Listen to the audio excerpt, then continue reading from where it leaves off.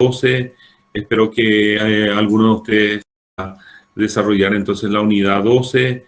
Espero que alguno de ustedes me den un ok, por lo menos por medio del chat, ¿verdad? Entonces, para que podamos certificar de que están recibiendo todos bien, ¿verdad? De esa manera, entonces, vamos arrancando la clase, ¿sí? Ok. Tal como les decía, entonces, perfecto. Gracias, Gustavo, que me contesta que está todo bien el audio. Vamos a arrancar entonces con la unidad número 12 y ustedes saben de que en cualquier momento pueden ustedes hacer consultas, ya sea a través del chat o directamente habilitando sus micrófonos. Entonces, interrumpiendo la exposición, no hay ningún problema en ese sentido. Me pueden hacer las consultas que ustedes quieran. De hecho, que si ustedes no son curiosos, entonces yo voy a ir preguntando cómo es el estilo de clase. Vamos a ir interactuando entre todos, ¿verdad?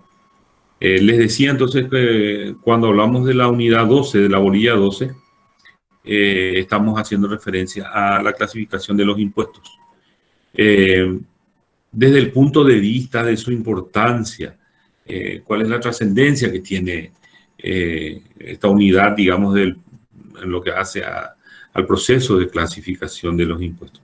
En el marco teórico nos permite a nosotros poder distinguir la forma en que actúa cada uno de estos tributos, cada uno de estos impuestos, y a partir de ahí, con esa identificación, también tiene su gran importancia en lo que es el proceso de determinación de un sistema tributario. Es decir, no solamente desde el punto de vista estrictamente legislativo, sino también, lógicamente, en lo que sería para una economía, para un país, el diseño de su sistema tributario. Hay un marco general que nosotros entendemos que son delineamientos que tendría que tener todo sistema tributario, pero generalmente eso no responde a principios de lo que hace precisamente a, digamos así, la teoría en general y cuál sería el postulado que tendría que aceptarse como el más recomendable o válido, porque eso varía de acuerdo a cada uno de los países y de las circunstancias de la economía de los países. Y aparte iremos viendo también las características de los tributos, en qué hacen o cuáles serían las diferencias que tiene cada uno de ellos. Y así entonces, en lo que se refiere a esa clasificación, lo que queremos hacer es de alguna forma distinguir, tratar de entender cómo actúa cada uno de esos tributos, ver cómo se presenta cada uno de esos impuestos dentro de lo que sería un sistema tributario y a partir de ahí, entonces, establecer sus diferencias. Eso nos va a dar la posibilidad más adelante de que nosotros también entendamos en el marco positivo de la legislación positiva cuál es el perfil que tiene, en este caso, nuestro sistema tributario y, lógicamente, cómo actúa en cada uno de estos tributos o estos impuestos dentro de la economía de nuestra nación. Eso ya en lo que se refiere, digamos, a la parte directamente de aplicación positiva. Ahora bien, entonces nosotros nos encontramos que esa clasificación nos distingue en varios tipos, ¿verdad? Y se va haciendo en función a las características que lo que quisieron hacer los autores de la teoría en general es ver cuál es el perfil que tiene cada uno de estos instrumentos tributarios y que podamos distinguirlos unos de otros. Así estamos ante lo que nosotros denominamos dentro de la clasificación, y que sería la primera, ante impuestos directos, los llamados impuestos directos y llamados impuestos indirectos. Y entremos ya directamente a trabajar sobre cada uno de ellos. Vemos que cuando nosotros hablamos de impuestos directos e indirectos, tenemos criterios, varios criterios que se aplican a los efectos de distinguir uno del otro. ¿Cuál sería un impuesto directo y cuál sería un impuesto indirecto eventualmente. Esos criterios respecto a esa clasificación entre un impuesto directo y un impuesto indirecto tienen diferentes perfiles según los teóricos que han desarrollado un intento de distinguir uno de otro. Y así hablamos de que una forma de distinción se basa exclusivamente en el aspecto económico-financiero, principalmente en el aspecto financiero. Dice, entonces, estamos ante, según el criterio financiero, estamos ante un impuesto indirecto cuando, o mejor dicho, estamos ante un impuesto directo cuando este tipo de tributos no admite la traslación de la carga impositiva. Es decir, le otorga una importancia a los efectos de la distinción de la clasificación a lo que se denomina el fenómeno de la traslación de la carga impositiva. Y así dice, una forma de distinguir estaría dada por el hecho de que cuando hablamos de impuestos directos, no se admite la transferencia o la traslación de la carga impositiva. Después veremos en qué consiste ese tipo de cosas. Por otra parte, entiende esta forma de clasificación que cuando se nos presenta un impuesto indirecto, entonces sí admite la traslación o la transferencia de la carga impositiva. Es decir, el mecanismo desde el punto de vista financiero de distinción estaría dado por el fenómeno de la traslación. Y repito, ante un impuesto directo no hay posibilidad de transferir la carga impositiva. Y el indirecto sí admite esa traslación. ¿Cómo nosotros entendemos ese fenómeno? Eso significa de que eventualmente aquellos llamados impuestos directos no nos otorga la posibilidad, no otorga la posibilidad de que el pago del impuesto pudiera ser absorbido, soportado o transferido, porque esa es otra terminología que podemos usar, que pudiera ser transferido a otra economía. Es decir, el sujeto que la ley indica como el sujeto percutido también pasa a ser el sujeto incidido.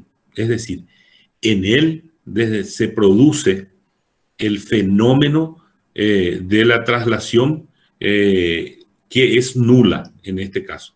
¿Por qué decimos que no se admite la transferencia? Porque nosotros no podemos hacer que otra economía, es decir, otro sujeto, sea este contribuyente o se denomine consumidor final en cualquiera de las circunstancias, sea el que nos sustituya desde el punto de vista efectivo en el pago del tributo, es decir, hacer el sacrificio del pago del impuesto.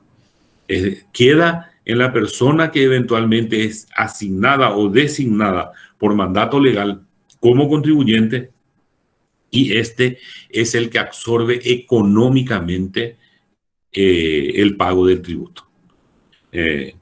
Así nosotros encontramos que ejemplos de impuestos directos en nuestro sistema tributario lo vemos en el capítulo, eso ya como una forma de adelantar, van a ir viendo ustedes en la ley 6.380 del año 2019, llamada también de modernización y simplificación del sistema tributario, que es sustitutivo en lo que se refiere a los impuestos en general, a la ley 125 del año 91, en los impuestos que regían en la ley 125 del año 91, hoy por hoy nosotros entonces tenemos como elemento principal de nuestra legislación a la ley 6.380 del año 2019.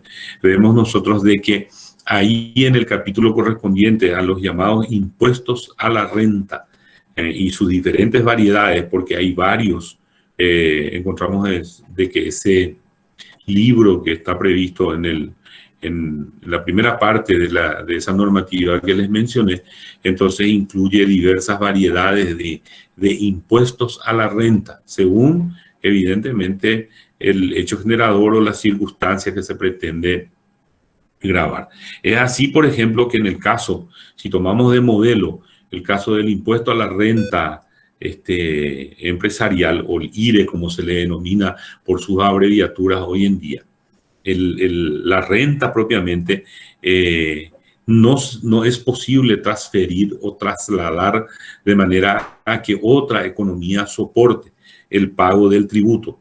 Es decir, como digo yo siempre en términos coloquiales, de la misma correa sale el pago del impuesto, es decir, el contribuyente que es afectado desde el punto de vista de la obligación del impuesto a la renta es quien sufre económicamente el impacto desde el punto de vista impositivo, es decir, quien sufre la carga impositiva hace el esfuerzo económico. Dicho de otra manera, es el que mete la mano en el bolsillo, diríamos, en forma coloquial, a los efectos del pago de ese impuesto. De manera que él no puede transferir sobre otra economía. Es decir, no puede encontrar otro sujeto que le sustituya económicamente, haciendo que otro pague eventualmente por él el impuesto. En contrapartida, los llamados impuestos indirectos, o también llamados impuestos de consumo o al consumo, cuya denominación también dentro del marco teórico se le da como impuesto a las ventas de mercadería. Son términos que son sinónimos, ¿verdad?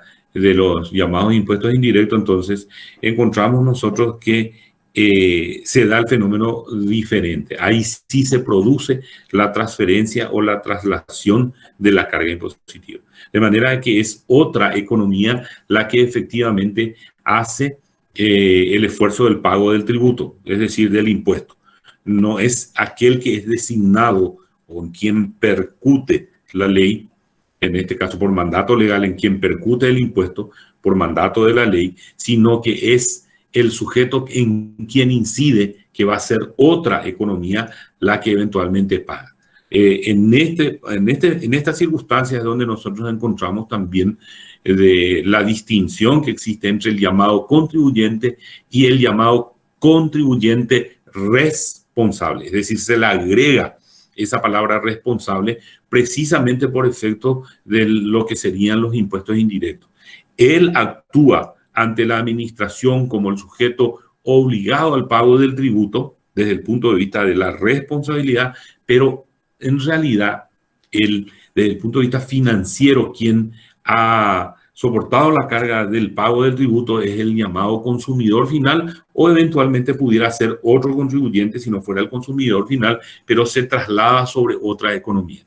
Nosotros vemos que en el impuesto al valor agregado, por ejemplo, el comerciante, que es el contribuyente responsable, aquel que la ley designa y ante quien tiene responsabilidad con la administración, y quien tiene responsabilidad ante la administración es el que ingresa económicamente el pago del tributo, pero desde el punto de vista financiero, quien soportó la carga en realidad es el consumidor final y no precisamente aquel designado como contribuyente responsable, el comerciante, sino viene de la economía de quien adquirió el bien o el servicio de los particulares, que resulta ser el que efectivamente paga el tributo. Ese fenómeno nosotros, esa figura de la traslación, la transferencia, transferir, trasladar la carga impositiva a otra economía, lo podemos apreciar con mayor énfasis en el llamado impuesto al valor agregado. Fíjense ustedes de que si nosotros hiciéramos digamos, una disgregación, tuviéramos que analizar desde el punto de vista de el impuesto abonado, cómo se configura para llegar a esa situación, vemos de que normalmente, evidentemente, el bien, suponiendo que sea un bien el que esté afectado desde el punto de vista impositivo, va a tener un costo unitario, es decir, tiene un valor de costo que es básico. Sobre eso, el contribuyente, ¿qué hace? El comerciante en sí pretende obtener una ganancia, es decir, le agrega a sus costos el valor básico de ese bien, le agrega también el beneficio, la renta o la utilidad que pretende obtener. Y posteriormente a eso, ¿qué más suma? Le agrega el impuesto al valor agregado. De ahí deriva su nombre precisamente, ¿verdad? En forma externa. De modo que quien efectivamente sufre la carga impositiva por efecto de la traslación es el consumidor final, aquel que va a comprar el bien. No es el comerciante, sino es el consumidor final. El comerciante lo que hizo es establecer su precio de costo, agregarle el valor que pretende ganar, en este caso obtener la renta, el beneficio, la utilidad, la ganancia, más el impuesto al valor agregado, según la tasa que corresponda a cada país, ¿verdad? De manera entonces que quien finalmente va a abonar con justeza es el consumidor final. Ahí encontramos de que se transfiere esa carga impositiva sobre otra economía. Entonces, ven ustedes de que la característica principal para distinguir entre impuesto directo e impuesto indirecto en base al fenómeno de la traslación de la carga impositiva está dado, en este caso, entre uno y otro tributo por lo que sería quien efectivamente paga el tributo, el impuesto. Impuestos directos no se admite la traslación de la carga impositiva, de manera que el sujeto percutido es a la vez sujeto incidido. A él señala la ley como contribuyente y efectivamente, económicamente y financieramente, él es el responsable del impacto del pago del tributo. En los impuestos indirectos, en contrapartida, actúan como contribuyente responsable porque la ley le señala como tal, pero el que financieramente, en este caso, recibe la consecuencia del pago del impuesto es el llamado consumidor final.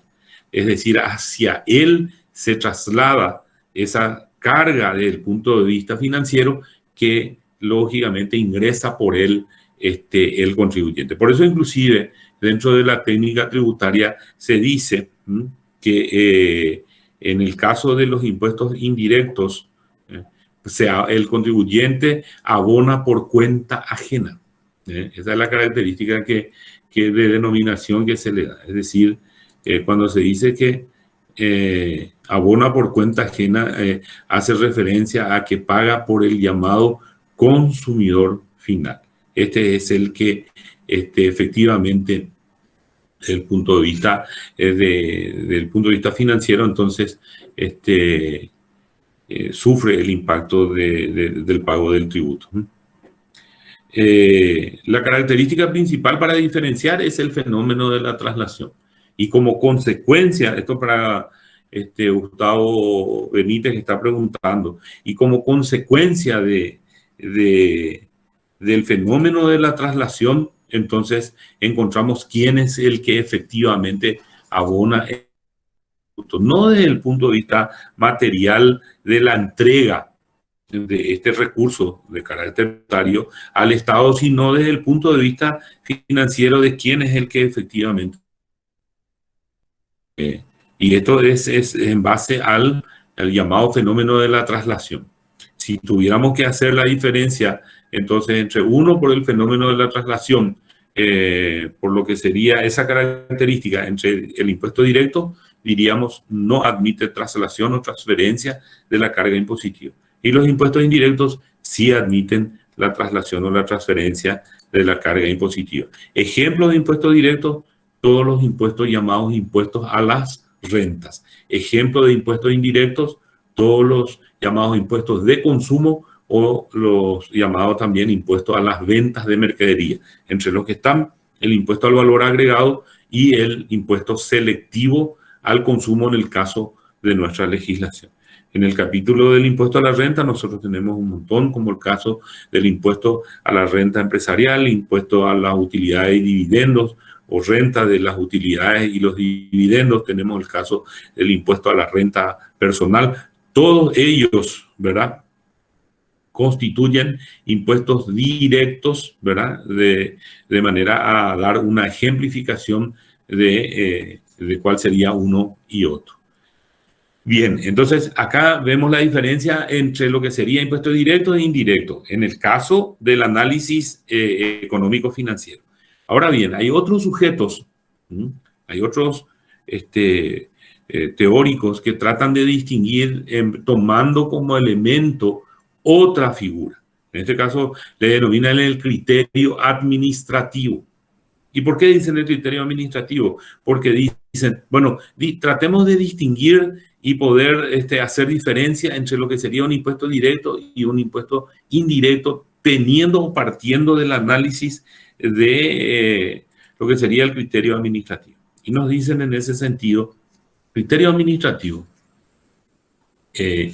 expone, en este caso, la posibilidad de distinción en base a que cuando se tuviere o la administración tuviere un registro nominal de contribuyentes, entonces estamos ante impuestos directos. Es decir, la administración los tiene registrados, los identifica perfectamente, sabe quiénes son los sujetos percutidos y a la vez responsables del pago del impuesto, y en consecuencia dice son estos los que están congregados en los llamados impuestos directos. En cambio, en el caso de los impuestos indirectos, ya sabemos los ejemplos que hemos mencionado, se mantiene esa figura. En el caso de los impuestos indirectos dice la administración tributaria, siguiendo el criterio administrativo, no los tiene identificados. Es decir, la administración tributaria no sabe quiénes son los que efectivamente han abonado ese tributo, sino más bien lo hacen a través del contribuyente responsable. De manera entonces que tenemos la presencia de un impuesto indirecto cuando aplicamos el criterio administrativo en base a lo que serían el registro único de contribuyentes o sistema de identificación de contribuyentes según como le llame cada uno de los países en su sistema tributario. Es decir, dicho en forma genérica, en base al registro de contribuyentes.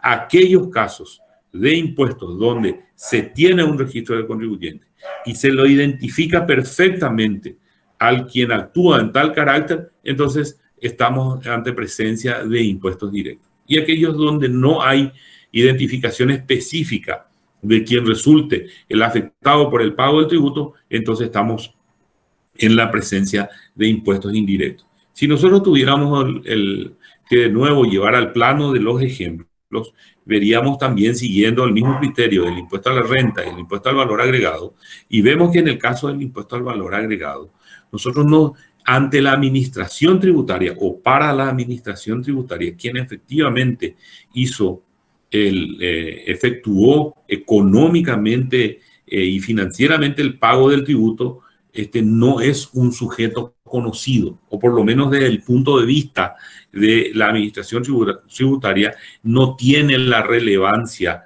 que se presenta en el caso de los impuestos directos. Es así que el consumidor final es desconocido por la administración, no los lleva dentro de un registro nominal, salvo que sea a los efectos de la facturación, es decir, de la emisión del comprobante de venta. Pero como registro de contribuyentes, el consumidor final está exento de esa condición, no forma parte de ese registro de contribuyentes. Se escapa de ese control de parte de la administración. A la administración lo que le interesa es quién actúa como contribuyente responsable, el comerciante, quien va a responder eventualmente ante cualquier caso en el que no se ingrese el impuesto correspondiente.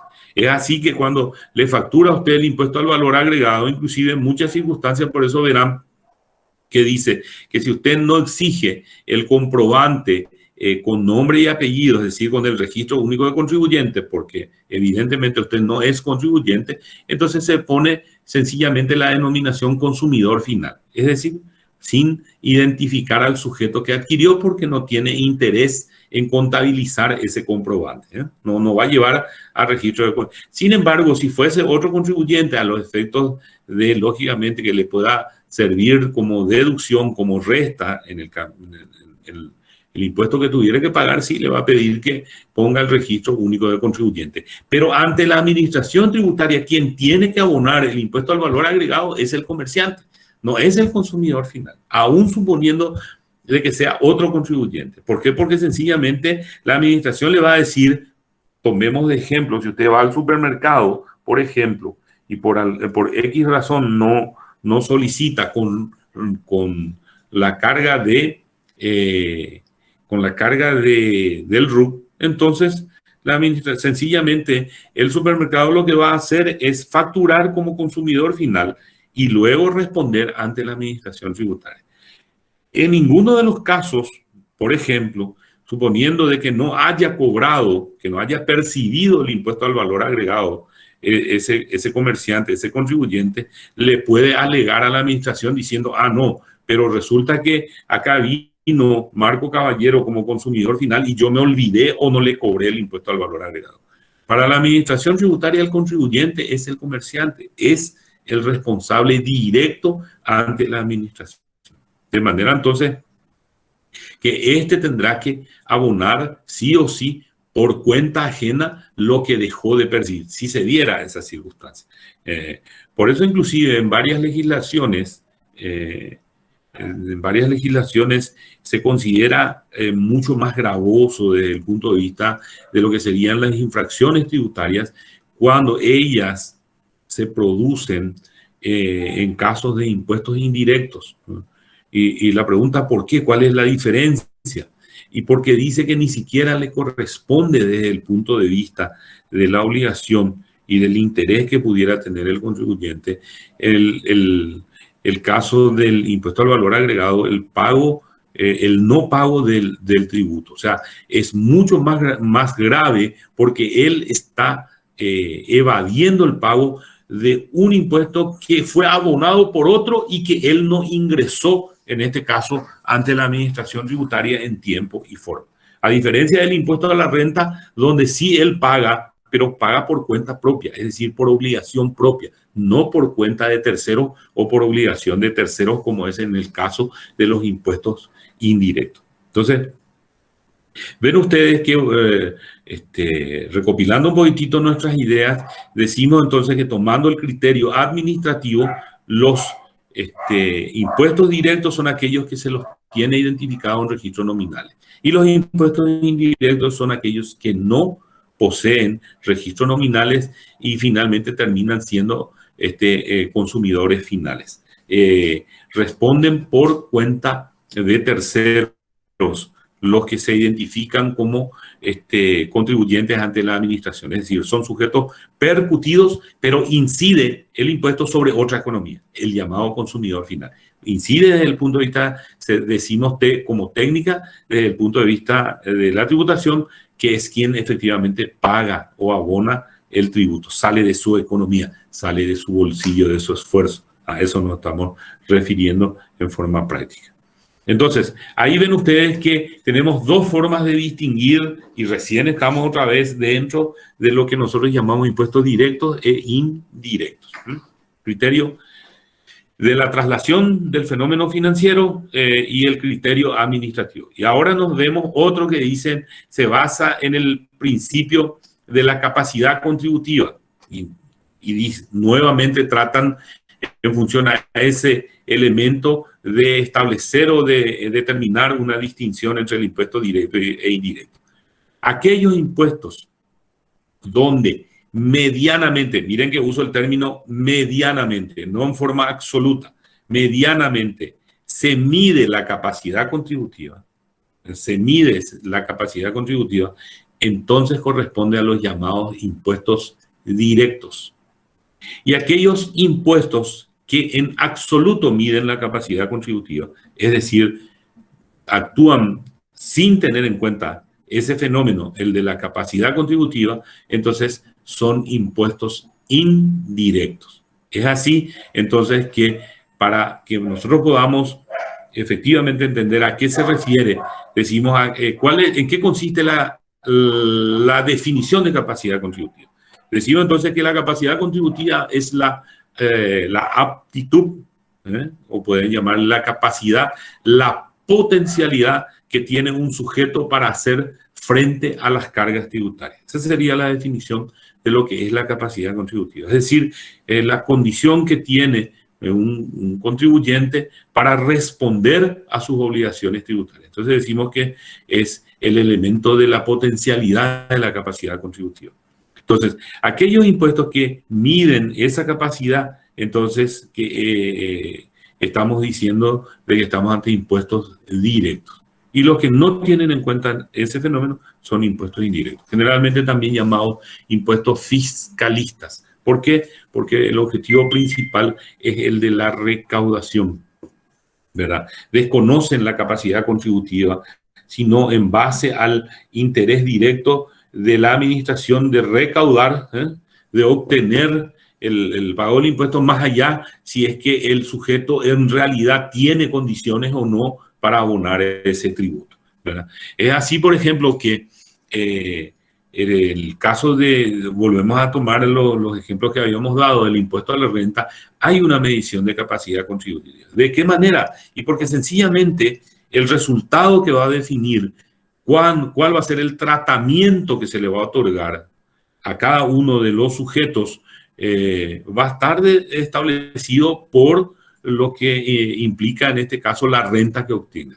Es decir, a sujetos que tienen igual renta tendrán igual tasa, resultado de cálculo de la tasa impositiva y lógicamente resultado económico idéntico. Sin embargo, aquellos sujetos, ¿verdad?, que obtengan mayor renta serán tratados de la misma manera a los efectos del pago del impuesto. Es decir, van a ser tratados los iguales como iguales y los desiguales como desiguales, decía el doctor Mersam.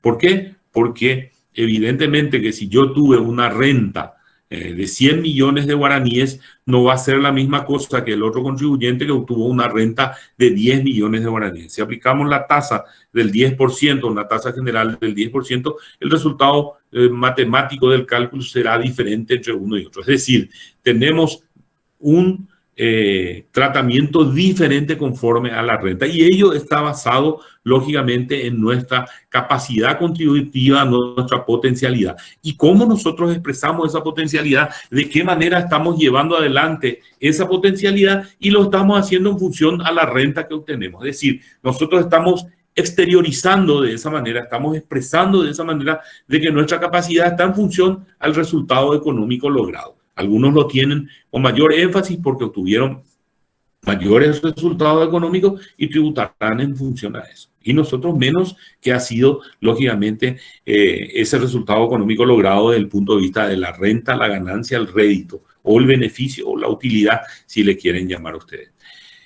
En cambio, en los impuestos indirectos no se mide esa capacidad contributiva. Es decir, generalmente se basa en el consumo y en el interés de obtener el bien o el servicio y esa necesidad de consumo. Es muy propio de lo que sería la sociedad consumista en general. Y es altamente rendidor desde el punto de vista fiscal porque simplemente apunta a ese, digamos, a esa voluntad, a ese elemento de consumir, y que más allá de la realidad, si es que tenemos o no la capacidad contributiva, es irrelevante porque esa exteriorización, digamos, de ese interés de consumo que demostramos nosotros al querer adquirir el bien o el servicio, entonces determina en ese, de alguna manera, que esa es nuestra capacidad contributiva, pero que en realidad no responde probablemente a una situación cierta. Hablando en cristiano, diríamos, ¿de qué manera distinguimos eso? Fíjense ustedes, si ustedes tomemos un ejemplo de un sujeto A y un sujeto B. El sujeto A trabaja en una multinacional. Él es gerente de una multinacional y sus ingresos están determinados inclusive en dólares americanos, ni siquiera es la moneda local. Y en contrapartida le tenemos al sujeto B, que es un profesor universitario de la Universidad Nacional de Asunción y que sus ingresos están determinados exclusivamente por el salario como docente que él mismo tiene. A la hora de adquirir un bien, y vamos a ver un bien en particular afectado por impuesto al valor agregado, diríamos que ambos van a la tienda con la intención de adquirir una camisa o una corbata eventualmente, ¿verdad? Cualquiera de esas dos prendas. Y nos encontramos que a la hora de presentarse a adquirir el bien y el cálculo de lo que sería el monto a ser abonado y más el impuesto al valor agregado a ser abonado, es igual para uno o para otro, independientemente de su real potencialidad. Ahí el elemento distintivo para que puedan ser afectados está basado exclusivamente en la voluntad de consumo, en el interés de consumo. Más allá de que para el gerente, probablemente la camisa, el sujeto A, que era nuestro gerente de una multinacional, la camisa y la corbata sea uno más de lo que compra probablemente cada semana o cada mes para vestirse. Y el docente universitario va a ser su única camisa o la única que va a comprar en 6 meses o va a comprar en un año, inclusive con la corbata, o que quería estar elegante para dar sus clases. Y uno se basa en un salario de docente y el otro en el salario de la multinacional. Pero a la hora en que va a facturar, el contribuyente, el comerciante, no hace distinción de esa real potencialidad o capacidad contributiva, sino está basado por el interés de adquirir el bien, el interés de consumo. De manera que para ambos va a ser el mismo precio y la tasa o el cálculo del impuesto va a ser igual. No va a salir el comerciante ni la administración tributaria a decir, ah, no, acá resulta que a este es docente, miren, él gana muchísimo menos, el otro gana en dólares, a este le vamos a cobrar en base a su capacidad, que es de gerente, y al otro le vamos a cobrar en base a su capacidad contributiva, que es de profesor universitario. Y de ninguna manera. La carga impositiva será idéntica para ambos. Es decir, no consulta, no se mide la capacidad contributiva, sino en función a el interés de consumo. De ahí su nombre. Y por eso decimos entonces de que es una manera también de distinguir entre impuestos directos e indirectos lo que atañe a la capacidad contributiva. Aquellos impuestos que consultan la capacidad contributiva medianamente, entonces se determinan y se establecen en base a la capacidad contributiva impuestos directos. Y aquellos que están basados en el interés de consumo, es decir, sin tener en cuenta la capacidad contributiva, estamos presentes ante un impuesto indirecto. Ven entonces que son criterios distintivos para establecer la diferencia entre un impuesto directo y un impuesto indirecto. Ahora bien, después tenemos la siguiente distinción. Con esto apenas terminamos la primera parte. Vamos a hablar de impuestos reales y personales. Otra vez. Otra variedad y otro tipo de distinción. Se dicen que los impuestos reales son aquellos denominados impuestos al capital. Cuando hablamos de impuestos real, no estamos hablando desde el punto de vista de reales en función a lo que serían las normas del Código Civil, es decir, como una carga o como un gravamen real, sino en función a el objeto. Es decir, le denominan impuesto real u objetivo porque el elemento que tiene en cuenta a los efectos de la determinación del tributo o del impuesto a ser percibido está basado en un elemento objetivo, en el elemento material, está determinado en la cosa. Por eso decimos que son impuestos reales, porque la determinación, la forma de establecer la carga impositiva responde a un elemento específico que puede establecerse en función, en este caso, a una determinación sobre base cierta, concreta, medible por el objeto. Es así que, por ejemplo, tenemos el caso del impuesto inmobiliario, donde también otra vez converge la determinación o la distinción compartido con el aspecto de la capacidad contributiva, ¿verdad? En los impuestos reales u objetivos no incide el elemento de capacidad contributiva, es decir, la condición particular del sujeto a los efectos de hacer frente al pago del tributo, sino se tiene en cuenta solamente el objeto, la materia en sí, el elemento material. ¿Y cuál va a ser el elemento material en el caso del impuesto inmobiliario? El inmueble y los componentes que tiene ese inmueble, ¿verdad? En cambio, en los impuestos personales sí se basa su determinación en función al aspecto de la condición particular del sujeto y su capacidad contributiva. Es así que se tiene en cuenta a la hora del pago del tributo si el mismo va a determinar gastos para su familia, los gastos básicos que son necesarios como sujeto, como persona, para que él pueda subsistir razonablemente, ¿verdad? Se va a tener en cuenta lógicamente también todo lo que hace a su educación, a su vestimenta, salud, y deducido, restado todos esos elementos, entonces se verá si es que en términos simples diríamos sobra algo como para que se pueda considerar de que obtuvo renta, ganancia o beneficio a los efectos de determinar el pago del tributo. El otro, sin embargo, es un elemento objetivo, concreto, basado y establecido en función al elemento material. Fíjense que la liquidación del impuesto inmobiliario, por ejemplo, se tiene en cuenta dos elementos. ¿Cuáles son? El valor de la tierra, en este caso, y el valor de lo edificado. El inmueble en sí. El elemento que va a determinar la liquidación del impuesto está en función a la tierra, es decir, las dimensiones del inmueble y las mejoras que se haya introducido a ese inmueble. Ese es el elemento objetivo, el elemento concreto, la materia que va a ser considerada a los efectos de la liquidación del impuesto. Y siempre suelo dar como ejemplo diciendo de que vamos a suponer de que eventualmente el sujeto A recibió un inmueble sobre la avenida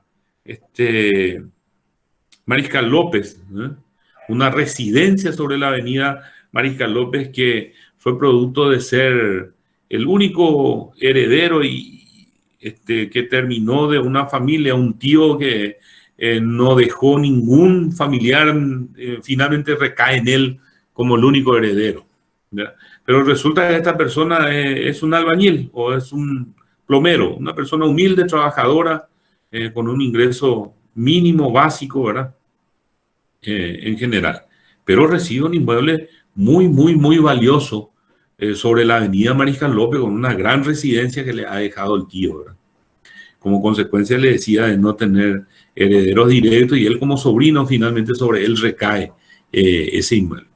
Y al lado nosotros le tenemos en igual dimensiones también y con las mismas características evidentemente al sujeto B que tiene altos ingresos porque es un empresario y porque tiene resultado económico muy alto por las empresas que posee y son vecinos ambos. Y llega la hora de abonar el impuesto inmobiliario. ¿Y qué es lo que se va a tener en cuenta para la liquidación? Las dimensiones del inmueble, las mejoras que pudiera tener, es decir, las características de la construcción que se ha hecho en ese inmueble, que son idénticas prácticamente, son gemelas las dos casas, ¿verdad? A eso a la hora del impuesto inmobiliario. No se va a tener en cuenta ninguna deducción, ni que él es plomero, ni que él recibió por herencia, y que él apenas tiene para sus ingresos, y que probablemente a la hora en que la municipalidad le pase la liquidación a ambos en el mismo momento, a los dos vecinos, evidentemente uno tiene posibilidades económicas y el otro no, desde el punto de vista de la capacidad contributiva. Pero a la hora de liquidar, y ahí es donde entran los llamados impuestos reales, es decir, u objetivo del impuesto inmobiliario, es sencillamente el mismo tratamiento para diferentes sujetos con diferentes circunstancias. De manera que no hay distinción ni se tiene en cuenta la capacidad contributiva, sino solamente la liquidación sobre base objetiva. En cambio, los impuestos personales son subjetivos, es decir, ahí se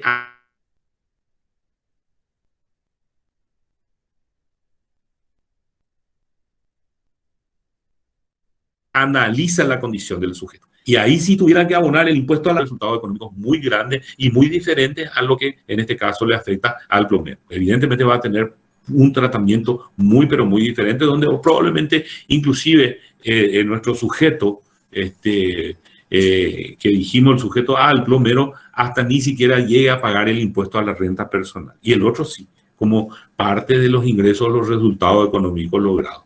Entonces, vemos que los impuestos reales son aquellos que se basan en la liquidación sobre elementos objetivos o reales, o materiales, así como dice su nombre, y los personales teniendo en cuenta las circunstancias particulares del sujeto, del ente humano, del factor humano, de la persona. considerando sus circunstancias en general, es decir, su capacidad contributiva. Inclusive van a ver ustedes que en una parte se les habla del mínimo exento de imposición. Eso forma parte precisamente de los llamados impuestos personales, aquellos que consideran de que deben ser una cuota parte mínima que la ley debe considerar que es necesario para que el sujeto pueda subsistir, ¿verdad?, razonablemente, decentemente, y que no debe ser gravado o no debe ser afectado por la tributación. En general, nosotros eso conocemos como gastos deducibles a la hora de la liquidación del impuesto a la renta personal, como veremos más adelante en lo que se denomina la renta bruta y la renta neta a la hora de liquidar el impuesto. Pero son elementos que, como les decía, considera la tributación que deben ser establecidos mínimamente, un mínimo exento, liberado de imposición a los efectos del pago del impuesto a la renta personal. Recapitulando, decimos entonces que los impuestos reales tienen en cuenta la cosa, el bien material, a los efectos de liquidar el impuesto, y los impuestos personales, la situación particular de los sujetos, es decir, su capacidad contributiva, su potencialidad, teniendo en cuenta, lógicamente, las deducibilidades que le permite la ley por considerar que son los gastos mínimos que tiene que tener como consecuencia una subsistencia digna, digámosle así, ¿verdad? Bueno, así distinguimos entonces entre impuestos reales y personales. Ahora bien, hablemos de impuestos ordinarios y extraordinarios. Aquí entramos de que la distinción la efectuamos en función al factor tiempo, a la temporalidad, en lo que se refiere al aspecto jurídico que tenemos que enlazar para distinguir lo que es un impuesto ordinario y extraordinario.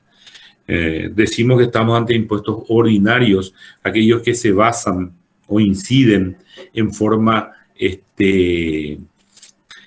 ordinaria, es decir, en forma continua, en forma general, año tras año, ejercicio tras ejercicio, por una norma de carácter general, y estos están presentes en el presupuesto sin que tengan precisamente un plazo determinado o de conclusión de su afectación como tributo. Inciden ejercicio tras ejercicio, por eso lo denominan impuestos ordinarios, es decir, encontramos de que a la hora de la legislación, de la determinación por parte del legislador, no le pone una fecha de caducidad, no dice esto va a regir por 1 año, 2 años, sino tienen incidencia permanente, tienen carácter ordinario. Se presentan presupuestariamente como parte de los registros del Estado en forma continuada, ejercicio tras ejercicio. En contrapartida, los impuestos extraordinarios tienen las características de ser determinados desde el punto de vista jurídico, desde el punto de vista de la legislación, por normas especiales, y ellos responden a un principio de temporalidad. Es decir, cuando hablamos de temporalidad, estamos diciendo de que van a regir por un tiempo específico, en muchos casos con un fin u objetivo específico, y luego desaparecen o dejan de tener incidencia. Ya no los encontramos más. Entonces, en el otro, ¿cuáles serían ejemplos de impuestos ordinarios? Todos los impuestos previstos en la ley 6.380 de nuestra legislación positiva inciden año tras año. Usted lo va a encontrar como parte de los recursos de recaudación de la administración tributaria, ejercicio tras ejercicio, salvo que eventualmente el legislador decida de alguna manera entonces o sustituirlos o modificarlos o eventualmente dejarlos sin efecto, ¿verdad? Entonces ahí dejaría de tener vigencia. Pero si no, entonces su vigencia es continua, es permanente, ejercicio tras ejercicio. En contrapartida, los impuestos extraordinarios tienen una temporalidad, es decir, cumplen un rol, un fin objetivo, ya sea desde el punto de vista estrictamente fiscal, pudiera ser social o pudiera ser inclusive por motivos de salud, diferentes causas, a los efectos de que la misma sea recaudada. Y posteriormente desaparecen, es decir, cumplido su papel o su rol, entonces desaparecen, dejan de tener efectos en la legislación. Un ratito.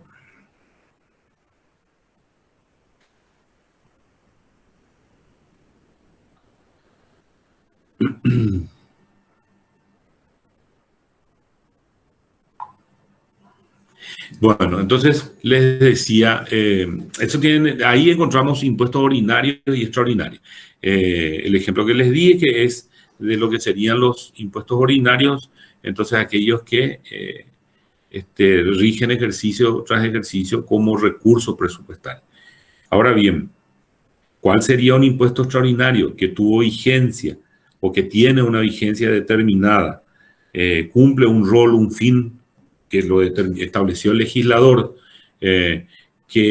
cuya característica es la temporalidad, es decir, que lo encontramos o aplicamos por un cierto determinado tiempo y luego desaparecen?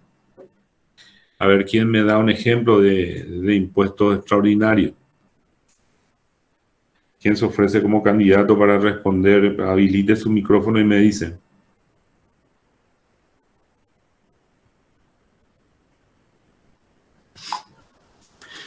Si nadie habla, entonces voy a preguntar yo, ¿no? Profe, ejemplo de un impuesto extraordinario, es decir, un impuesto que... Profe, disculpe. Hola Grisela, te escucho. ¿Puede ser un impuesto extraordinario, ¿sí?, como si los gastos que se realizaron ahora por la pandemia? No, esos son gastos, Grisela. Estamos hablando, no olvides distinguir siempre entre gastos e ingresos. Ingresos y gastos. Una cosa es guardar relación con los gastos. Evidentemente los gastos son consecuencia de los ingresos, ¿verdad? Y los ingresos, ¿cuáles son? Si para ir específicamente, decimos que vamos a hacer, en base a tu pregunta, vamos a hacer una distinción entre ingresos y recursos. El recurso es una potencialidad, es decir, es una posibilidad que puede ser materializada desde el punto de vista de lo que sería, digamos, acrecentar el patrimonio del Estado desde el punto de vista de la recaudación en sus diferentes formas. El ingreso es cuando efectivamente ese recurso ingresa, se suma al patrimonio del Estado, es decir, entra a las arcas del Estado. ¿Y cuál va a ser la consecuencia de la obtención del recurso o del ingreso? El gasto. Es decir, se entiende por el gasto erogaciones autorizadas por ley que realiza el Estado para cumplir con su rol o su objetivo o satisfacer ciertas necesidades que pretende el Estado dentro de su rol o su papel en este caso, de administrador público. Entonces, evidentemente que esos gastos, como estás diciendo, que se generaron por la pandemia, pudieran ser gastos extraordinarios, como también hay gastos ordinarios.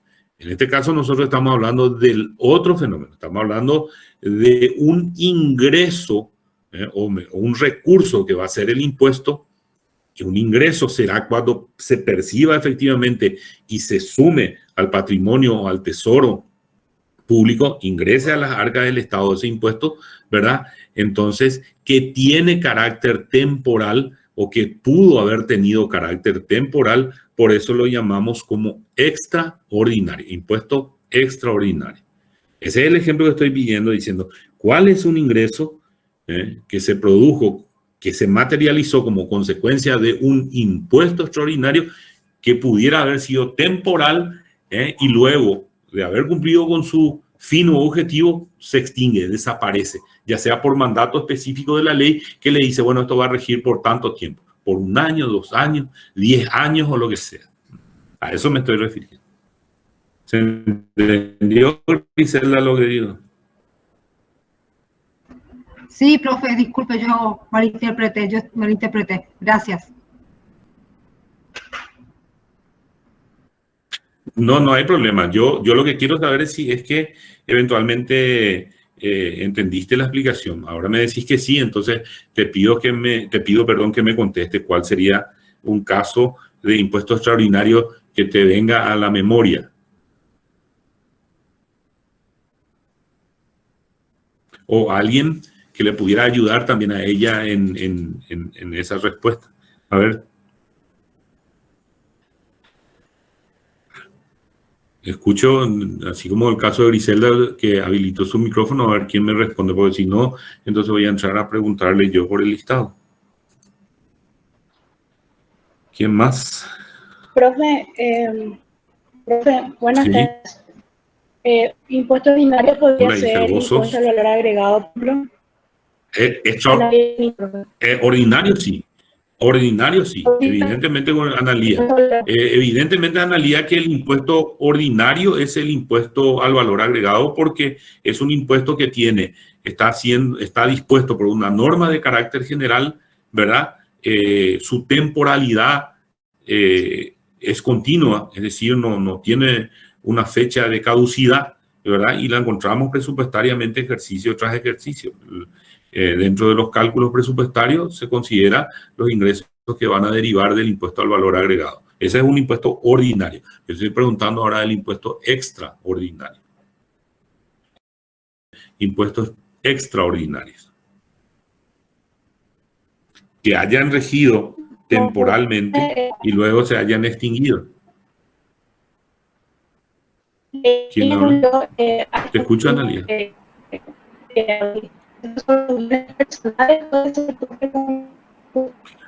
Uy, tu conexión, Analía, por lo visto tu conexión de internet es bastante, sale todo alterado la voz. Profesor. Yo les pido a ustedes que participen. Hay gente que en el chat está opinando. Ahí parece. Héctor, te escucho. Con respecto a las retenciones que se hizo en cuanto al pago de impuestos durante la pandemia, que la compañera mencionó que era tema de la pandemia, ¿verdad? Pero durante la pandemia se prorrogó el pago de los impuestos a cuestión de 3 meses y ahora se volvió a regularizar. ¿Eso podría ser un extraordinario? No, esa es una concesión especial en términos de plazo que otorgó la legislación, porque fue dispuesta por los legisladores, pero respecto a impuestos ordinarios. Es decir, te dice un impuesto ordinario es el impuesto a la renta, en sus diferentes variedades, como mencioné ya en clase. Y el impuesto al valor agregado, el selectivo al consumo. Lo que te dijo la legislación por el efecto de la pandemia fue, bueno, todos aquellos que están obligados a abonar impuestos ordinarios, es decir, impuesto a la renta, impuesto al valor agregado, selectivo al consumo, nosotros le damos la dispensa por 3 meses como consecuencia de esto. Y usted me va a empezar a pagar a partir de acá 3 meses recién. Pero son impuestos ordinarios, que se le dio una prórroga de pago, nada más de eso, sin que exista carga de multas ni tampoco intereses, ¿verdad? Sino sencillamente se prorrogó. Es la misma cosa que yo te digo, bueno, me tenés que pagar la cuota del préstamo que me hiciste, bueno, no me vas a pagar ahora, me vas a hacer de aquí a 3 meses y yo te disculpo los intereses que me tenés que pagar. Pero ahí estamos hablando de una postergación del pago de impuestos ordinarios. Lo que queremos tener es ejemplo de impuestos extraordinarios, que hayan sido dispuestos por una ley especial, hayan cumplido con un fin u objetivo específico que pretendía el Estado y luego se haya extinguido o desaparecido producto de mandato legal. ¿Por qué? Porque es la legislación la que determina eso.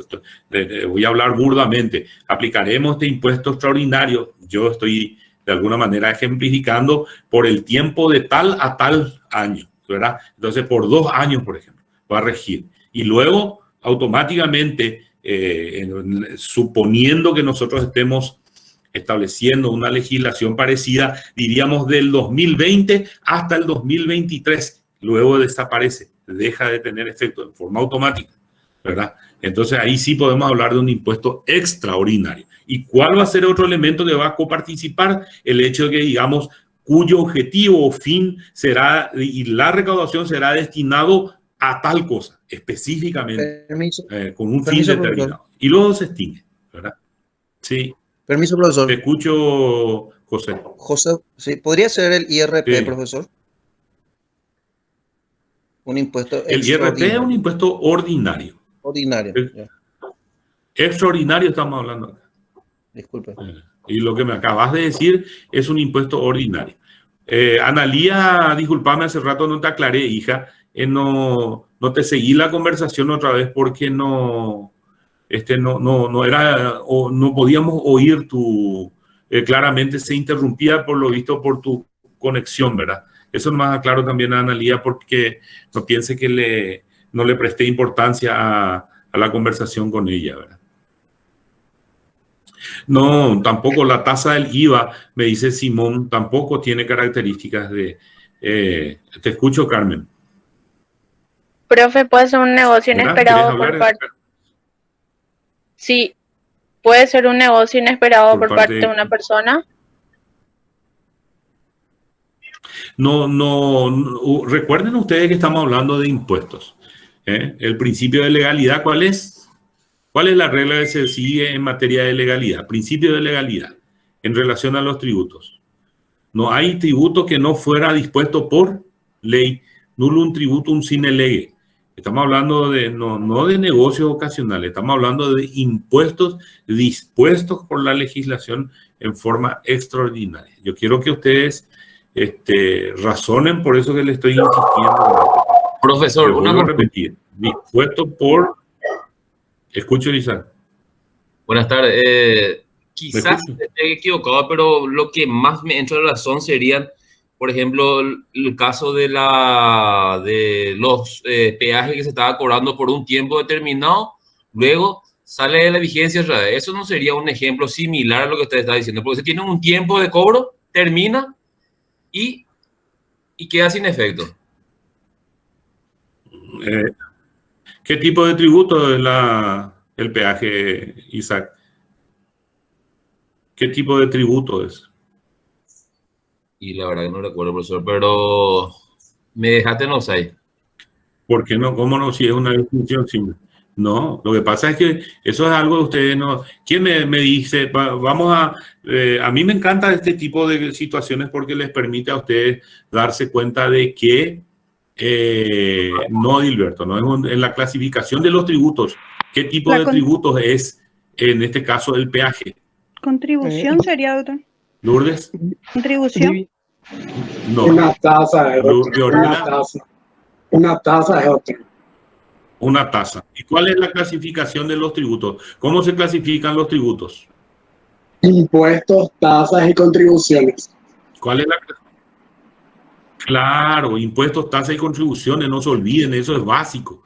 Si ustedes estuvieran en un examen oral conmigo o con cualquier profesor y yo le dijera clasificación de los tributos, Isaac, lo primero que te voy a decir es, ¿cómo se clasifican los tributos? Impuestos, tasas y contribuciones.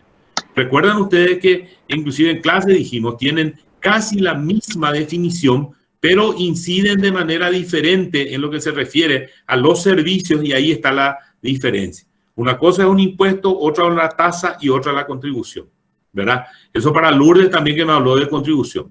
Entonces, lo que nosotros estamos pretendiendo ahora es hablar de impuestos.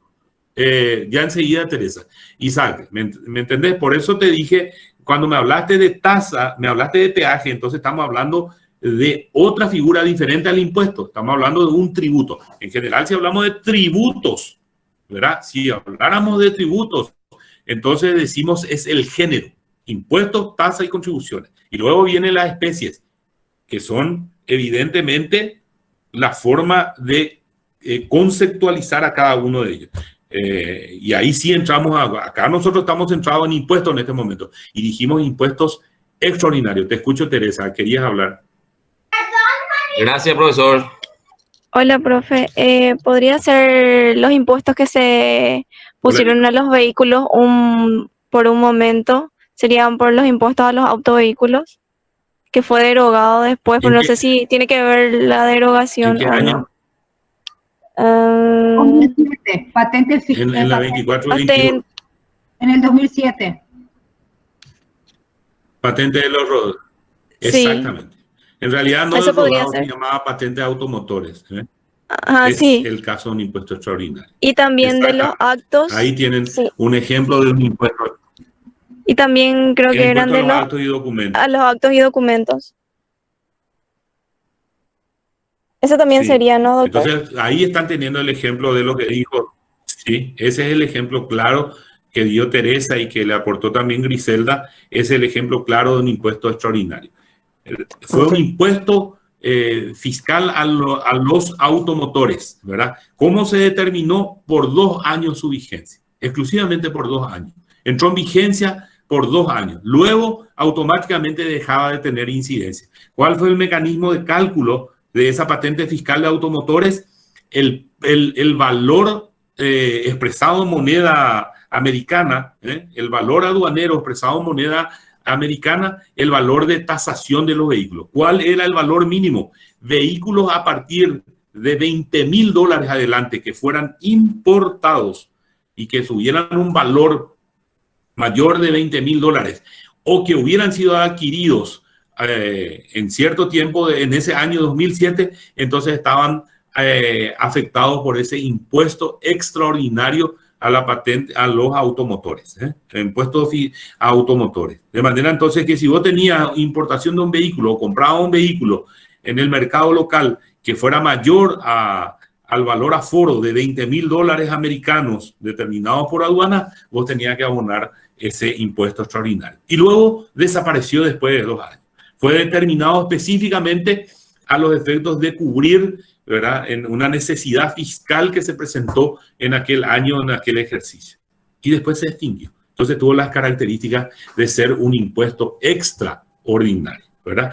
Incide en un cierto tiempo, rige por un cierto tiempo y luego se extingue y desaparece una vez cumplido con su fin.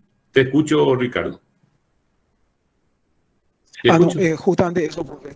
Que para que sea extraordinario tiene que tener una fecha de vencimiento, ¿verdad? No un impuesto que haya sido erogado por un amigo. Claro, tiene que tener una... No, es un impuesto que tiene que tener una fecha de inicio y una fecha de fin, ¿verdad? Es decir, un objetivo, una temporalidad, ¿verdad? Exactamente. En la ley 2421 del 2004 de ordenamiento administrativo se estableció eso y era un impuesto extraordinario, dispuesto por una norma, en este caso que tenía incidencia por un cierto tiempo. Es más, yo les voy a contar, esto ya ustedes no van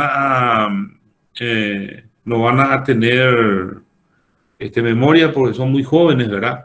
Yo les voy a contar que inclusive en otro tiempo, estamos hablando en el año 1985-86, nos habíamos clasificado, digo como paraguayo, ¿verdad?, al Mundial de México. En el 86 se jugaba el Campeonato Mundial de Fútbol en México y la selección paraguaya se había clasificado después de muchísimo tiempo. Entonces se estableció un impuesto extraordinario que afectaba a las gaseosas. Por cada botella de gaseosa en aquel entonces, mucho dinero, era equivalente a un guaraní, ¿verdad? Lógicamente ustedes tienen que calcular que una Coca-Cola creo que salía a 12 guaraníes o una cosa así, ¿verdad? Y se le aplicó un impuesto extraordinario de un guaraní que iba a regir como un recurso extraordinario para cubrir los fondos y necesidades que implicaría asistir al Mundial de Fútbol de la selección paraguaya de fútbol y posteriormente cumplido con ese objetivo en el Mundial del 86 se extinguía, desaparecía, ¿verdad? Entonces, eso también es un antecedente de un impuesto extraordinario. Y hay muchos otros casos que pueden encontrar si hurgan ustedes en la legislación de lo que se implica un impuesto extraordinario. Pero se dan cuenta que tiene una temporalidad, un fin y un objetivo específico. Mañana puede ser dispuesto, si ustedes quieren, un impuesto específico por el tema de la pandemia. Yo estoy inventando, se me ocurre, es decir, como un ejemplo, que por ejemplo sea destinado para lo que podría ser la adquisición de vacunas, toco madera, ojalá algún día surja eso, para protegerse del COVID-19 y en consecuencia para un fondo especial de salud se le aplica un tributo especial y que una vez cumplido con su papel, es decir, la vacunación masiva al cabo de 2 años, dejaría de regir, ¿verdad? Ahí, por ejemplo, tienen un impuesto extraordinario con un fin específico extraordinario y por un plazo, una temporalidad determinada específicamente que cumplido ese papel, ese rol, desaparece, se extingue, deja de tener incidencia. Profe, ¿Entiende, verdad? El ejemplo que les doy. Sí, escucho, hijo. Y sería, por ejemplo, ¿verdad? Si es que se le quita un guaraní a cada cerveza que va entrando al país para que se compre la vacuna, vamos a comprar toda la vacuna ya para Paraguay. Y puede ser. Eh, Estamos hablando de ejemplos simplemente, ¿verdad? Entonces, como la idea es de que, digamos, de alguna manera en clase ustedes puedan tener una descripción gráfica fácil, sencilla de comprender, ¿verdad? Para que se pudiera esa circunstancia. Eso, por eso recurro a ese tipo de modelos, ¿verdad? Lo que siempre les digo yo a los alumnos, ustedes tienen que buscar entender, no la lectura de la lectura aquella que se basa en la memoria. Es decir, cuando uno comprende, por ejemplo, y principalmente tiene una relación con ejemplos y a veces con este tipo de cosas, entonces se hace fácil, porque hasta en el examen es fácil de recordar cuando tenemos ese tipo de modelos. Es cuestión de razonar un poquito y asimilar, ahí sí recurrir a la memoria de lo que ha sido la charla en clase. Entonces se nos queda más. Esa no es la intención, ¿verdad? Eso al margen de lo que eventualmente me dice. Ojalá que no, me dice por ahí Teresa, pero bueno, no discutimos ese tema ahora, sino sencillamente tomar un modelo de ejemplo, ¿verdad? Que podría ser en distintos fines u objetivos que se pretendan, ¿verdad? Profe. Parece que quieres hablar, Ricardo. Sí. Sí, para que se cree un impuesto extraordinario, no se necesita un motivo específico, ¿verdad? Cualquier cosa puede motivar a eso. Ejemplo. Puede ser. Te escucho, bro. Sí, no, decime, termina tu idea. No, que cualquier cosa puede motivar hacia el Estado para que cree un impuesto extraordinario. Ejemplo. Extraordinario. Sí, ejemplo, dice, bueno, por 2 años se va a pagar un impuesto al ahorro, ¿verdad? ¿Para qué? Para que la gente no tenga la plata guardada, sino que haga circular, por ejemplo, así para incentivar nuevamente el comercio. Siempre hay un motivo. Las finalidades pueden ser sociales, fiscales, económicas, de salud, en fin, diferentes motivos pueden llevar eso. Porque hay una motivación, no, por simple, digamos, simplemente por fastidiarle a la gente, nadie va a ningún legislador o ningún conglomerado de legisladores se va a poner a aplicar tributos así porque sí. No se olviden ustedes de que los grandes levantamientos en la historia de la humanidad y los grandes conflictos se han generado como consecuencia del siempre la intolerable carga tributaria, ¿verdad? Desde las diferencias sociales en épocas antiguas hasta las diferencias sociales en la Revolución Francesa. Y eso siempre incidió desde el punto de vista del tributo y lógicamente las grandes brechas sociales que se han dado y han generado levantamientos. O sea, que con eso les quiero decir que nadie se le ocurre porque sí nomás. Siempre hay una motivación o una justificación. Lo que estás diciendo tiene una justificación económica. Eso respondería a un criterio económico. Es decir, queremos ordenar entonces un fenómeno que estaría vinculado a las finanzas funcionales, época de auge y depresión, ¿verdad? En general, y diríamos, bueno, ¿cuáles van a ser las medidas? No te olvides de que dentro de las finanzas funcionales, uno de los elementos para justamente el equilibrio de lo que sería la economía de un país está basado en el sistema tributario. En algunos casos, para retirar poder adquisitivo, en otros casos para inyectar poder adquisitivo según las circunstancias. Entonces, un tributo puede tener ese papel y ese elemento coadyuvante para generar esos procesos económicos. En el ejemplo que diste, la motivación es económica, podría ser médica, social, podría ser por motivos de salud. Por ejemplo, el día de mañana, si nosotros encontramos que hay una alta incidencia de cáncer de pulmón, porque había sido un país que fuma por todos lados, de grandes fumadores, y dice, bueno, apliquemos impuesto al cigarrillo y fuerte para desalentar su consumo y los fondos van a ser destinados a salud, específicamente a la campaña o a los procesos de lucha contra, qué sé yo, cáncer de pulmón. Entonces estás teniendo un objetivo social con un objetivo de salud sanitario, ¿verdad? Y así sucesivamente, diferentes circunstancias te pueden llevar a establecer impuestos extraordinarios, aquellos que van. Y en otro puede ser puramente fiscal. Estamos mal, necesitamos dinero, tenemos que recaudar, fijemos un impuesto extraordinario, un sacrificio extraordinario que posteriormente, eventualmente, vamos a levantar una vez que la economía mejore. Se puede dar esa circunstancia también, puramente fiscal. ¿Entienden? Por eso digo, siempre va a haber distintas motivaciones. Lo que nosotros queremos acá en este caso es entender de que el impuesto extraordinario tiene la característica de la temporalidad. El fin es, en este caso, cumplido y se extingue por efecto del mandato legal. ¿Sí? Bueno, ahora vamos a hablar de impuestos únicos y múltiples. En un sistema tributario puede darse un sistema tributario donde hay un solo impuesto, es decir, un solo tributo que regiría en sustitución de todos los demás en un sistema tributario. Prácticamente no existen antecedentes de ese tipo, se maneja en el marco teórico. Si hay algún antecedente, solamente lo encontramos en los países comunistas y aquellos de una política comunista extremadamente cerrada.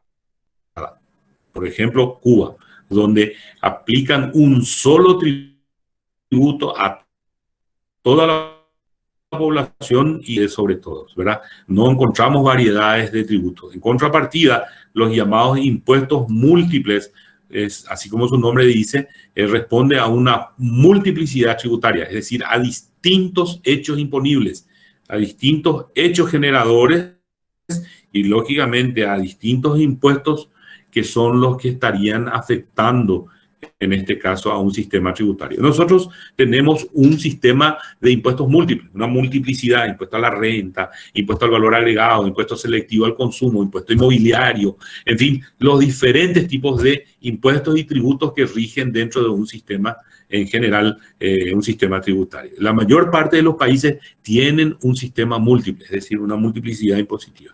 Y como les digo, el impuesto único, que sería aquel que congregaría en un solo impuesto todos sustituyendo a todos los demás de manera a vuelvo a repetir, nada más que aplicado en el marco teórico, salvo los países comunistas donde sí podemos encontrar ese tipo de figuras. Corea del Norte, por ejemplo, ¿verdad? Bueno, después tenemos los llamados impuestos interiores y exteriores. ¿Cuál es la diferencia que existe entre uno y otro? Los impuestos interiores son aquellos que se aplican dentro de un espacio territorial, dentro de la soberanía territorial espacial que tiene cada país dentro del territorio paraguayo. Impuestos interiores o impuestos internos. Todos los impuestos en sus diferentes variedades que aplicamos dentro del territorio nacional. Y los impuestos exteriores, que son los gravámenes aduaneros, que rigen el tráfico, el flujo, en este caso el intercambio comercial más allá de nuestras fronteras, la transferencia, la entrada y salida, ya sea producto de importación, exportación o cualquiera de las otras figuras o operaciones aduaneras que se pudieran presentar. El tráfico internacional, en donde nosotros aplicamos el gravamen a esa situación. Entonces, todo lo que hace a lo que evidentemente nosotros conocemos como operaciones de comercio en general, más allá de nuestras fronteras. Tráfico de comercio exterior, conocemos como impuestos exteriores. Interior, dentro del espacio territorial, nuestra soberanía. Cosa que hoy en día ya muchas veces esa soberanía se expande más allá de los países, de los espacios físicos, territoriales de los países, para inclusive alcanzar fuera de su espacio siguiendo criterios. Eso vamos a ver más adelante en tributario el año que viene, que se denomina el criterio de la nacionalidad del domicilio, la residencia o el llamado criterio de la fuente o territorialidad. Pero es decir, también le denominan renta mundial. En muchas circunstancias le sigue a sus connacionales cuando tienen resultados económicos más allá de sus países, por considerar que tienen derecho a percibir esos tributos, ¿verdad? Pero bueno, no estamos todavía en etapa de hablar de eso. Vamos a centrarnos todavía en lo básico de nuestra materia para que el día de mañana podamos hablar de esa situación. Bueno, pero como ven, chicos, entonces acá estamos cerrando lo que serían las distintas formas de clasificación de los tributos, ¿eh? Empezamos con impuestos directos, indirectos, reales, personales, ordinarios, extraordinarios, únicos, múltiples, interiores y exteriores, como una forma de clasificación, según lo que pudimos ir explicando. ¿Ok? ¿Preguntas si quieran hacer al respecto?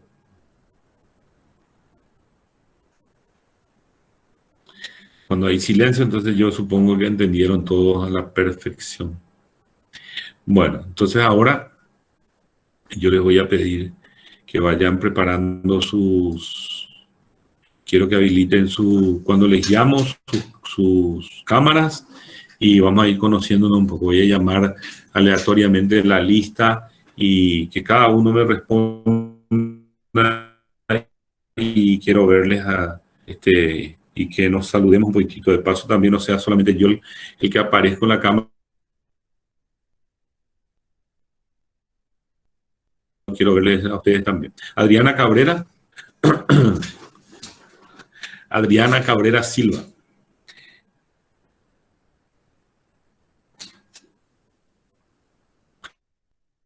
Ese es el problema que hay con estas clases virtuales, ¿verdad? En muchos de los casos no están atentos a la clase. En realidad lo que hacen es una conexión virtual, pero no están en clase, como en el caso de Adriana, que no me contesta, ¿verdad? En consecuencia, significa que está ausente. ¿Por qué? Porque no hay una participación efectiva, ¿verdad? Pero bueno, yo creo que ustedes tienen que entender de que el daño es para ustedes. Nosotros no queremos una presencia simplemente virtual en la que se conectan y después desaparecen, ¿verdad? Y hasta que termina la clase. Analía Ibarra Podestá. Analía Ibarra. Hola, doctor, presente. Hola, Analía, quiero conocerte también de paso. Y así cada uno de ustedes, ¿cómo le va? Como la otra vez una compañera tuya me dijo, no estoy presentable, me dijo. Y le dije, yo no voy a calificar tu maquillaje. Le dije, yo lo que quiero saber es si están o no presentes. Eso nomás es lo que yo les pido. No, y de paso también, porque realmente es triste no tener la posibilidad de conocerlos personalmente, ¿verdad? Porque finalmente para mí también es todo esto medio raro. Yo estoy viendo figuras nada más y poco y nada. Y tendríamos que interactuar para por lo menos de vez en cuando poder identificarnos. Bueno, te agradezco, Analía. Ahora le llamo a Andrea Soledad Benítez. Gracias, hija. Dale. ¿Quién es Andrea Soledad Benítez?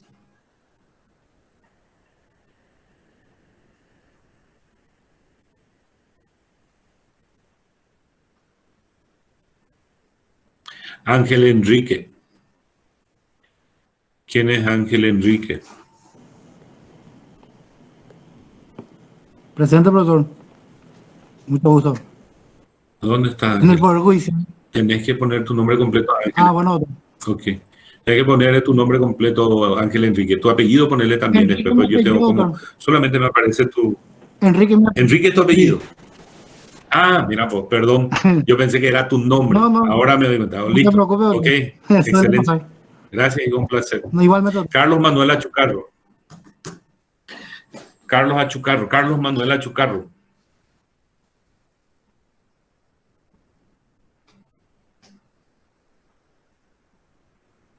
Carmen Beatriz Hermosilla, o parece que es Hermosilla.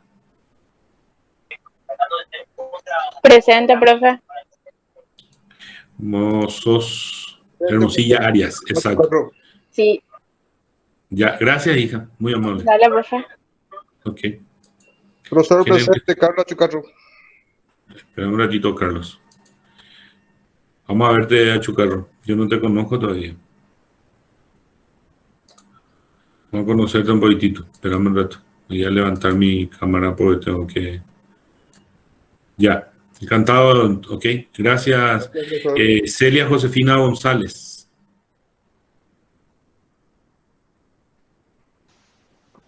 Buenas noches, doctor. ¿Cómo están? Hola Celia, ¿cómo te va? Un placer. Gracias Celia. Muy bien, Cristina, doctor. Igualmente. Cristina López. Cristina Elizabeth López.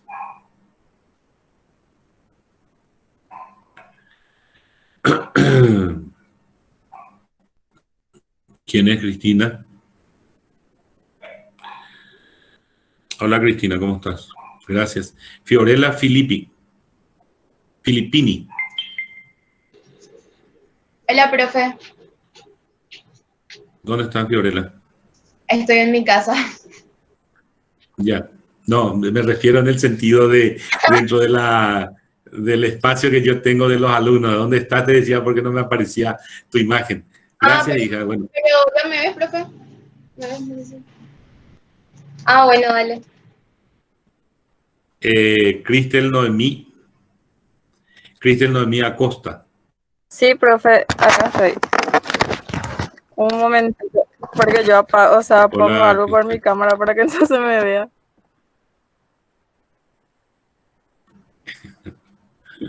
Espérame, ya, profe. Ahí estoy activando, ahí estoy. ¿Qué tal, profe? Bueno, ¿cómo te va? Encantado de Igual, conocerte. profe. Ahora vamos por Luis Enrique Roberto Rasmussen.